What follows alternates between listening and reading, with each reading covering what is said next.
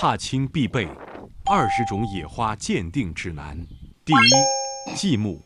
大家看这个植物的花像用剪刀剪开一样，一条条的。它的名字叫继木，它也叫纸墨花，因为它的花瓣落下像纸墨一样。其实继木的继字也寓意着它的花瓣多丝。小时候上山砍柴啊，经常用它这个枝条来捆柴，柔韧性好，捆出的柴结实又漂亮。民间有的地方也叫它白清明花，就是清明节上坟的时候折断它的枝，插在坟头，寄托亲人对故人的一种缅怀之情呢。可能城市的朋友比较熟悉开红花的那种继木，其实开白花的这种继木啊，才是真正的原生的山野品种。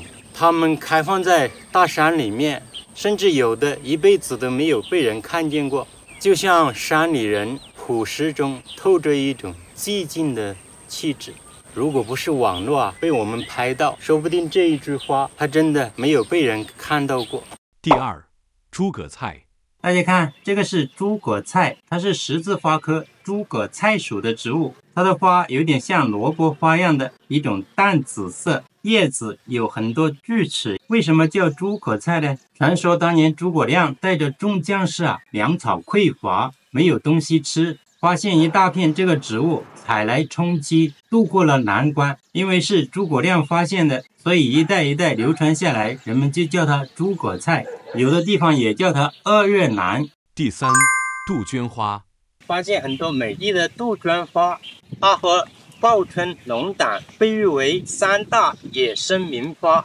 杜鹃花除了观赏，也可以监测有毒气体。当空气中有2氧化硫或者1氧化氮的时候，它的叶子会变得有点枯黄，先从叶子边缘开始枯萎。杜鹃花有很多一些品种了，像这个它叫溪畔杜鹃，喜欢长在湿度较大的山林溪畔。这个是野生杜鹃王，它叫鹿角杜鹃，是杜鹃的一种。为什么叫鹿角杜鹃呢？就是它开花以后，长长的果须很像鹿角。第四，金樱子花。这个就是金樱子花，它的花朵很大，白白的，花蕊是黄的颜色，在漫山遍野的这个绿色丛中啊，格外夺目。因为它的花大嘛，我们远远的看过去就能看到这个金樱子开的满树的花。金樱子的果，小时候大家可能都吃过，还知道可以泡酒。其实它的花也是可以吃的，我们可以摘回家晒干泡茶喝。它是蔷薇科的植物嘛，像玫瑰晒干可以泡茶，很香。金樱子也是。另外有的地方也会用它的这个花来做那个煎饼吃。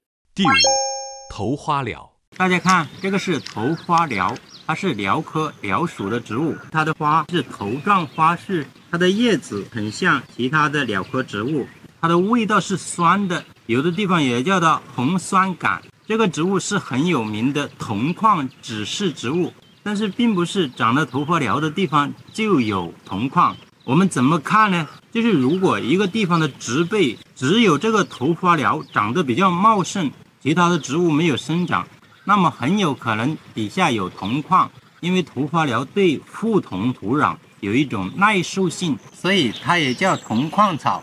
第六，紫云英。发现一大片紫云英花海，它是豆科黄芪属的植物，和黄芪同科同属。现在我们看到很多小蜜蜂正在采蜜，可能有的朋友吃过紫云英蜂蜜，一般种在稻田里面，农民朋友是把它当绿肥用田，但是它也是一种美味的野菜，可能有的地方只是当猪草并不吃，但是在我们国家有的地方是特别喜欢吃这个菜，比如像我们这里连南瑶族自治县瑶族同胞就特别喜欢吃。具体怎么吃呢？我们就是采它的嫩尖，洗干净以后可以爆炒，也可以打火锅，吃起来是一种清爽的口感。第七，山樱花。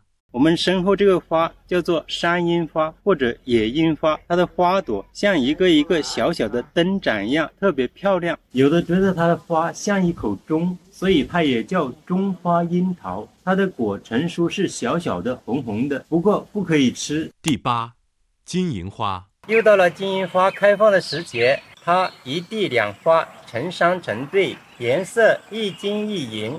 状如雌雄相伴，又似鸳鸯队伍，所以它也叫鸳鸯藤，有的也叫忍冬藤，忍冬科忍冬属的植物。民间一般是采它的花用来泡茶喝。第9，天门冬。朋友们，你们见过天门冬开花吗？这个就是天门冬的花，它的花比较密集，颜色有一点浅绿色，偏白样的，现在都是盛开的样子，特别漂亮。它是百合科天门冬属的植物，它的叶子有点像松针或者文竹的叶子，有的地方也叫它300磅。为什么叫300磅呢？就是它地下的根那个根块啊比较多，300就是盛产的意思，好像有300个那个棒棒。这个天门冬根茎是可以吃的，我们可以用来煲汤喝或者煮水喝。它也是一种观赏植物，像它的叶子啊、花还有果啊都特别漂亮。第10，韩信草。大家看，这个是韩信草，它是晨星科黄芩属的植物，现在它开花了，它的花长得很有意思，往一边开，像牙刷，所以有的地方也叫牙刷草。为什么叫它韩信草呢？相传早年韩信在集市卖鱼，被地痞流氓毒打一顿，卧床不起。您知道吗？采这个小草为他疗伤。后来韩信登坛拜将，很多士兵受了伤，韩信就命人采这个草为士兵疗伤。士兵用得好，就问韩信这个草叫什么名字。韩信说我也不知道啊。有人就说叫它元帅草吧，因为我们大元帅给我们用的。后来有一个士兵说，过了几百年以后，谁知道是哪一个元帅，干脆叫韩信草吧。就这样一代一代流传下来。第11，紫花地丁。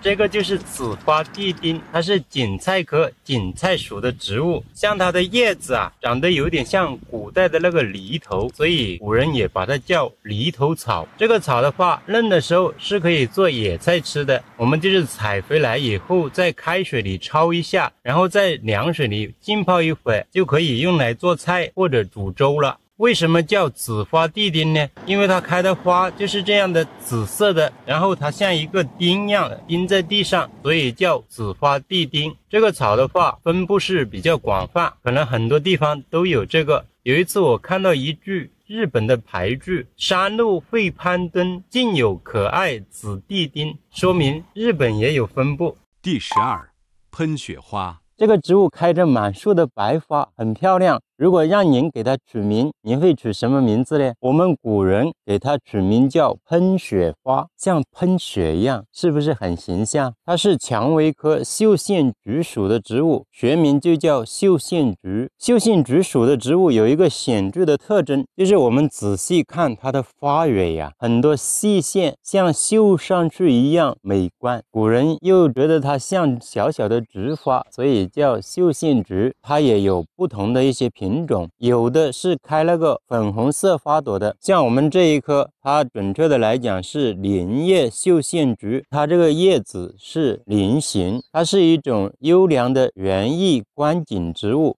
第13，点地梅。我发现一片喉咙草，就是这个小草的，它是报春花科点地梅属的植物，它的学名就叫点地梅，但是民间叫喉咙草。为什么叫点地梅呢？就是它的花朵像梅花贴地生长，当它花朵开放以后啊，就像繁星点点点在地上的梅花。第14，淫羊藿。哇，这个淫羊藿的花好漂亮啊！现在阳春3月，淫羊藿也开花了。